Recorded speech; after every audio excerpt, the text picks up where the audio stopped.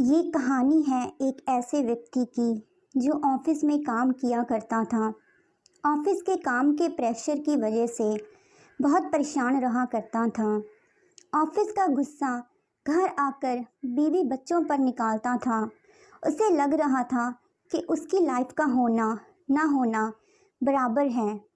एक दिन वह अपने घर में ऐसे ही बैठा हुआ था कि उसका बच्चा उसके पास आया और आकर बोला, पापा मुझे होमवर्क करवा दीजिए। पर उसने अपने बच्चे को डांट कर भगा दिया, जाओ यहाँ से, मैं होमवर्क करने के लिए बैठा हूँ क्या यहाँ पे। थोड़ी देर के बाद जब उसका गुस्सा ठंडा हुआ तो उसे लगा कि जाकर एक बार बच्चे की होमवर्क में मदद करनी चाहिए। वो बच्चे के कमरे में गया तो देखा कि वो सो चुका था।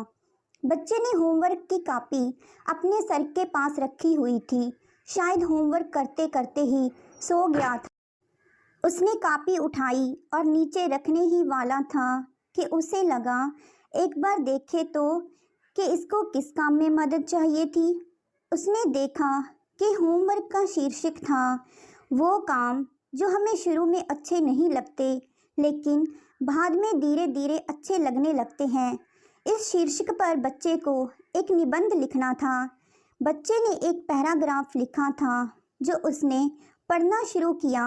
बच्चे ने सबसे पहले लिखा था, बहुत बहुत धन्यवाद फाइनल एग्ज़ाम का, जो शुरू में हमें बुरे लगते हैं लेकिन उनकी वजह से बाद में गर्मियों की छुट्टियां आ जाती हैं। धन्यवाद उन बेस्वाद कड़वी लगने वाली दवाइयों का जो शुरू में हमें बिल्कुल अच्छी नहीं लगती लेकिन बाद में उनकी वजह से हम सब ठीक हो जाते हैं।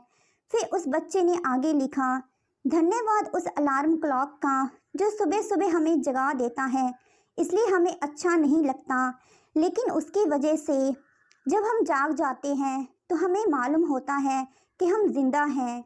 इसके बाद उसने भगवान को धन्यवाद कहा कि आपकी वजह से मेरे पापा मेरी ज़िंदगी में आए। मेरे पापा शुरू में तो मुझे डांटते हैं जो बिल्कुल अच्छा नहीं लगता लेकिन बाद में मुझे घुमाने के लिए ले जाते हैं, अच्छा अच्छा खाना खिलाते हैं, खिलौने दिलाते हैं। तो ऊपर वाले आपका धन्यवाद कि आपने मेरे पापा को मेरी लाइफ में भेजा, क्योंकि मेरे एक दोस्त के तो पापा ही नहीं हैं। ये जो आखिरी की लाइन थी, इस लाइन ने उस आदमी को झंझोड़ दिया, अंदर तक हिलाकर रख दिया। वो नींद से जाग गया और उसको लगा कि उसकी लाइफ में क्या कुछ है जो ये होते हुए भी मिस कर रहा है। उस बच्चे के निबंध को कॉपी करते हुए वो बोलने लगा, भगवान आपका धन्यवाद, आपकी वजह से मेरे पास घर है, कईयों के पास तो घर भी नहीं। क्या हुआ अगर मैं किस्त चुका रहा हूँ।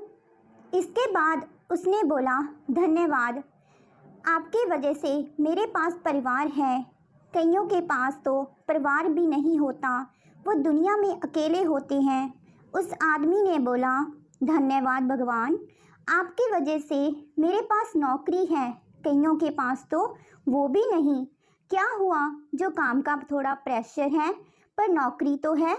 यह सब देने के लिए आपका बहुत बहुत धन्यवाद। अब वो आदमी बहुत हल्का महसूस कर रहा था।